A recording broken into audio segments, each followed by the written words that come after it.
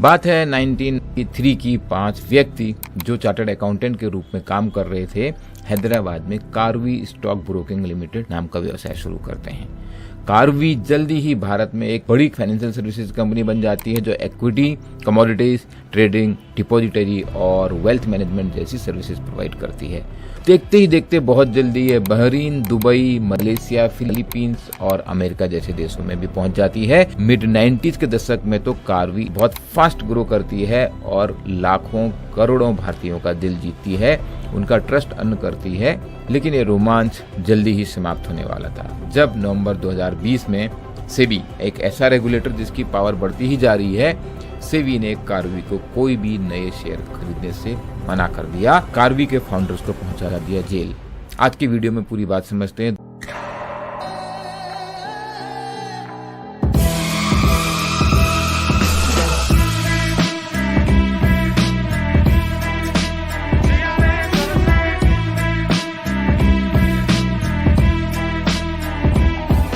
मेरा नाम है Chandra Prakash Joshi and we at iExamBee are here to make your job preparation 50% faster.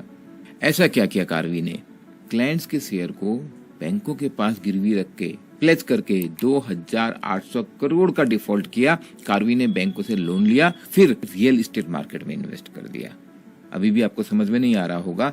आइए इस प्रोसेस को समझने के लिए पहले फंडामेंटल समझते हैं। उसके लिए पहले कार्वी कंपनी के बारे में आपको थोड़ा सा जानना होगा।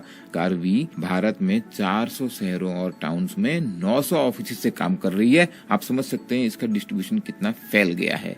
फंडामेंटल तौर पर ये एक फाइनेंशियल कंपनी है, लेकिन फाइनेंशियल डोमेन में ये कई सारी सब्सिडरीज भी रखती है। Number 1 Karvy stock broking limited, जो कार्वी ग्रुप का ब्रोकिंग आर्म है। शेयर ब्रोकिंग होती है, शेयर की खरीद फरोख्त होती है और इसके साथ में ये wealth management, portfolio management services भी प्रोवाइड करती है। दूसरी कंपनी है कार्वी कॉमट्रेड, यानी कि कमोडिटी ब्रोकिंग का काम होता है यहाँ पे। तीसरी है कार्वी फाइनेंशियल सर्विसेज लिमिटेड, जो अपने आप में एक NBFC है, नॉन बैंकिंग फाइनेंशियल कंपनी। और चौथी है कार्वी रियल्टी लिमिटेड, जो रियल एस्टेट का काम करती है। आप समझ रहे होंगे कि पैसे एक कंपनी से दूसरी कंपनी में जाने वाले हैं। अब अगर आप ये 4 कंपनी को समझ गए तो यहाँ पे फ्रॉड कैसे हुआ इसको समझना आसान हो जाएगा।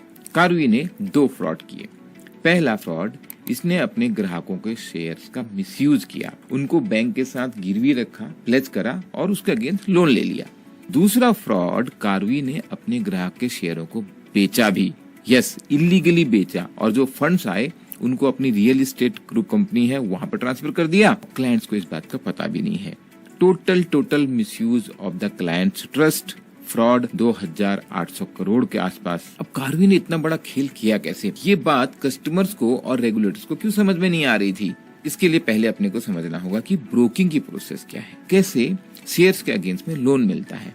सबसे पहले एक डीमैट अकाउंट है। डीमैट अकाउंट आप जानते हैं, ऐसे समझिए कि जैसे अगर आपने किसी भी कंपनी में इन्वेस्ट किया, आपको एक शेयर मिलता है, एक सर्टिफिकेट, समझ लो फिजिकली प्रिंटेड सर्टिफिकेट, जो आज भी आपको मिलेगा अगर कोई छोटी कंपनी में आपने इन्वेस्ट किया, जो कंपनी मार्केट में लिस्टेड नहीं है। लिस्टिंग होती है स्टॉक एक्सचेंज पे, जैसे NSE नेशनल स्टॉक एक्सचेंज या BSE बॉम्बे स्टॉक एक्सचेंज। हर छोटी कंपनी वहाँ पर लिस्टेड नहीं होती है, तो कई बार वो अपने शेयर आपको प्रिंट करके फिजिकल फॉर्म में दे देते हैं। पहले सारे शेयर ऐसे होते थे कि जब इन्हें बार बार ट्रांसफर करना पड़ता था तो बहुत ज्यादा चैलेंजेस थे। तो एक डीमेट फॉर्म बनाया, डीमेटेरियलाइज्ड फॉर्म, यानी कि अभी जो आपके शेयर्स हैं वो डिजिटल हो गए। ये डिजिटल शेयर्स को रखने के लिए अपने देश में 2 इम्पोर्टेंट ऑर्गेनाइजेशन हैं, एक है NSDL, एक है CSDL। आने वाले हर वीडियो में आपको इसके बारे में और जानकारी मिलती रहेगी, बट पहले आज समझते हैं कि इस डीमैट अकाउंट का यूज करके कैसे कार्वी ने ये फ्रॉड किया। एक समझ लीजिए डीमैट अकाउंट है, एक व्यक्ति X नाम का व्यक्ति है, उसका डीमैट अकाउंट है NSDL में और उसके अकाउंट में उसके शेयर्स रहते हैं। दूसरा होता है ब्रोकर का डीमैट अकाउंट। कार्वी यहाँ पर ब्रोकर है। ब्रोकर क्लाइंट के बिहाफ पे शेयर्स को खरीदता है, बेचता है। कार्वी का जो ब्रोकिंग अकाउंट है, डीमैट अकाउंट, ये पूल अकाउंट के रूप में जाना जाता है।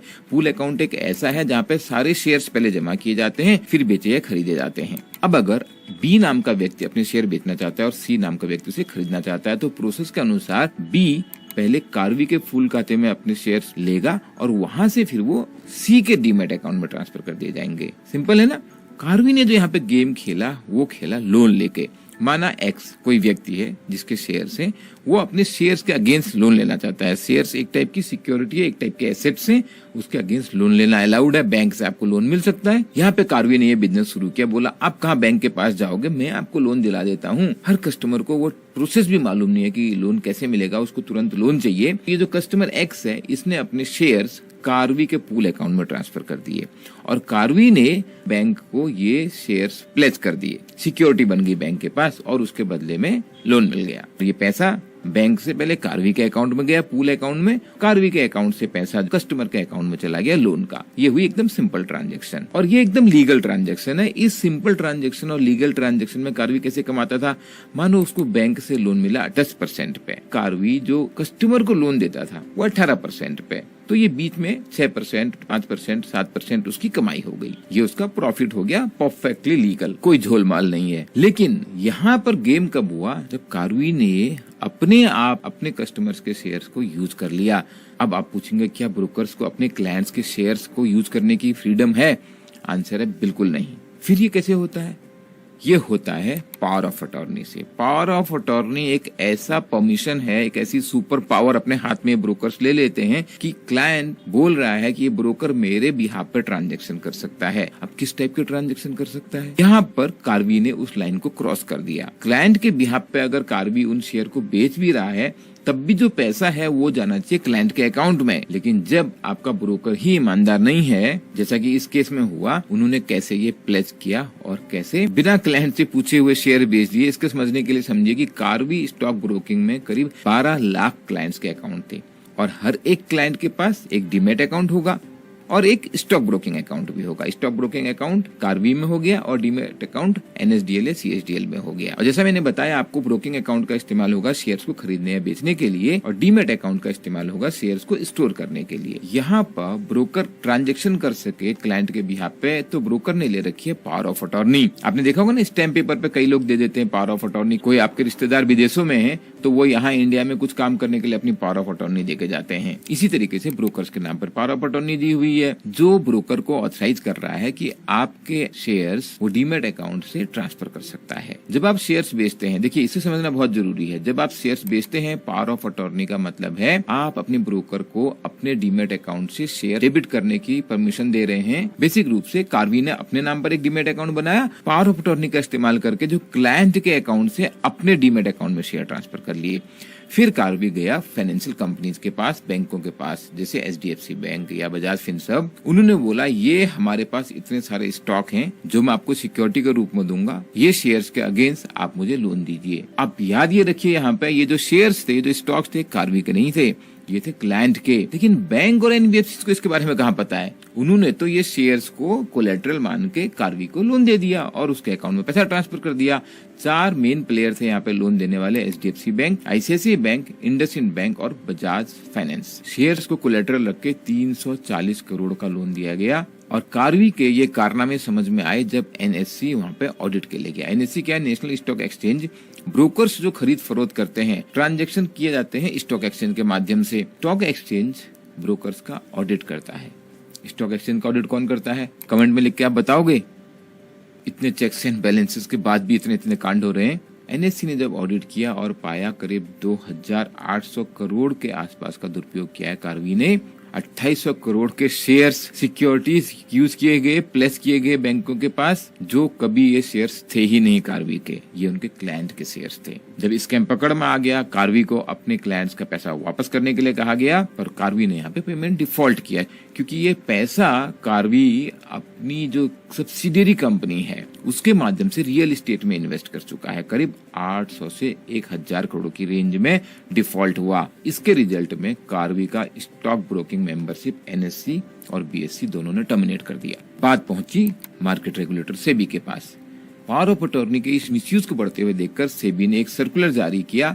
1 सितंबर 2020 से इसको लागू किया गया, जिसमें ब्रोकर्स को अपने क्लाइंट के शेयर इस्तेमाल करने से बैन कर दिया गया। नवंबर 2020 में कार्वी स्टॉक ब्रोकिंग लिमिटेड ने अपने पूल अकाउंट से जितने डोरमेंट अकाउंट थे, डोरमेंट अकाउंट मतलब जहां पर बहुत टाइम से ट्रांजैक्शन नहीं हुए हैं, जो सालों से इनएक्टिव अकाउंट हैं, इन अकाउंट से शेयर लिए थे पावर ऑफ अटॉर्नी का यूज करके। करीब 95,000 डोरमेंट अकाउंट खुले तौर पे कार्वी ने मार्केट रेगुलेटर सेबी के रेगुलेशंस का यहाँ पे वायोलेशन किया था। जब ये मुद्दा सामने आया तो सेबी ने कार्वी को कोई भी नया क्लाइंट एनरोल करने से मना कर दिया, कोई भी ट्रेडिंग करने से मना कर दिया, और सेबी ने एनएसडीएल को भी ये ऑर्डर दिया विद इमीडिएट इफेक्ट, जो ये शेयर्स डिफरेंट क्लाइंट के इनको वापस कर दो।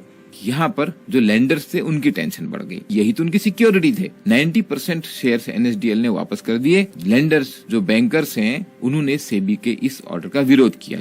उनको मालूम ही नहीं था कि उन्होंने जिन शेयर्स के अगेंस्ट लोन दिया है वो शेयर्स कार्वी के नहीं बल्कि क्लाइंट के हैं। ये बैंकों का विद्रोह भी बहुत इंटरेस्टिंग है। यहाँ पे अब केवल 10% शेयर्स रह गए एनएसडीएल में, जो बैंकों के लिए बहुत कम सिक्योरिटी है। बैंक पहुंच गए एसएटी में, securities appellate tribunal. Securities appellate tribunal जितने भी मैं आगे आपको बताऊंगा वीडियो फ्रॉड के मामले में, आपको हमेशा जिक्र आएगा इसका, इसको समझना बहुत जरूरी है। एसएटी एक स्टैट्यूटरी बॉडी है, सेबी एक्ट सेक्शन 15K के तहत ये बनाया गया है। कोई भी अगर सेबी के ऑर्डर से खुश नहीं है, उसको उसके अगेन अपील करनी है, तो वह एसएटी के पास जा सकता है। एसएटी हेड की जाती है किसी सुप्रीम कोर्ट सिटिंग जज के द्वारा, या कोई रिटायर्ड हाई कोर्ट के जज, रिटायर्ड सुप्रीम कोर्ट के जज या सिटिंग जज जिन्होंने कम से कम 7 साल की सर्विस करी हो। एसएटी में corporate law, securities law, economics, finance, account से डील करने वाले मेंबर्स होते हैं। इसको बनाने का पर्पज ये है कि ऐसा ना हो सारे इंपॉर्टेंट फाइनेंशियल मैटर्स कोर्ट में चली जाए और सालों साल वहाँ डिसीजन होने लग जाए, तब तक मार्केट की हालत बहुत चेंज हो जाएगी। लेंडर्स ने एसएटी के पास सेबी के इस गाइडलाइंस को अपोज किया, उसको चैलेंज किया है कि कैसे हमारे पास जो सेफ्टी के रूप में, जो सिक्योरिटी के रूप में शेयर्स बचे थे वो ट्रांसफर किए जा सकते हैं वापस। ये केस अभी चल रहा है। इसके तुरंत बाद एनएससी ने एक फॉरेंसिक ऑडिट शुरू किया कार्वी में, जो पूरी डिटेल में जाके देखने वाला है ये काम कैसे हुआ। हाल ही में इन्फोर्समेंट डायरेक्टरेट, ईडी क्या होता है ये बताने की तो आपको जरूरत नहीं होगी, ईडी ने कार्वी के एडिशनल एसेट्स की पहचान की और यहाँ पर आइडेंटिफाई किए एसेट्स जैसे जमीन, buildings, shares, cash, foreign exchange, jewellery करीब 110 करोड़ के, और इनको अटैच किया पीएमएलए एक्ट में, prevention of money laundering act. अगर आप देख रहे होंगे ईडी के मैक्सिमम एक्शन पीएमएलए एक्ट में होते हैं, क्योंकि इसमें ईडी को बहुत ज्यादा पावर मिली हुई है। कार्वी स्टॉक ब्रोकिंग लिमिटेड के चेयरमैन हैं पार्थसारथी, और बाकी लोगों के खिलाफ भी मनी लॉन्ड्रिंग का केस चलाया गया है, और ईडी ने पहले इसी केस में 1984 करोड़ के एसेट्स अटैच किए थे। सी पार्थसारथी और ग्रुप सीएफओ मिस्टर जी हरिकृष्णा को ईडी ने अरेस्ट किया। फिलहाल तो वो बेल पर चल रहे हैं, केस पे इंक्वायरी अभी चली रही है। जब मैं हैदराबाद में था, कार्वी वहाँ पर एक बहुत बड़ा फाइनेंस कंपनी, बहुत बड़ा नाम था, लेकिन शायद ग्रीड और शायद कैपिटल मार्केट में फ्रॉड करने के स्कोप, अपॉर्चुनिटी का अनरीजनेबल इस्तेमाल करने की कोशिश में कार्वी भटक गया और क्रिमिनल एक्टिविटीज में आ गया। रिजल्ट आपके सामने है। दोस्तों, हम इस सीरीज में बात कर रहे हैं सिक्योरिटीज मार्केट से रिलेटेड इस तरीके के स्कैम्स की, इस तरीके के फ्रॉड की, इस तरीके के चोरों की। ये मार्केट जितनी फास्ट ग्रो कर रही है उसमें उतनी तरीके की चोरियां हो रही हैं। हमें ये जानना बहुत जरूरी है अपने पर्सनल इंटरेस्ट में। यहाँ पर मार्केट में एजुकेशन होना बहुत जरूरी है, और हमें ये जानना जरूरी है अगर हम बात कर रहे हैं यहाँ पे सेबी की। वक्त के साथ साथ सेबी के रेगुलेशन का दायरा बढ़ता जा रहा है। SEBI is becoming stronger and stronger regulator. I will come with more stories so that you learn with these frauds, with these scams. I'm sure these are going to unfold your potential and make your job preparation 50% faster. आपका कोई प्रश्न है please comment कीजिए। आपको video अच्छा लग रहा है लाइक कीजिए, शेयर कीजिए। Thank you.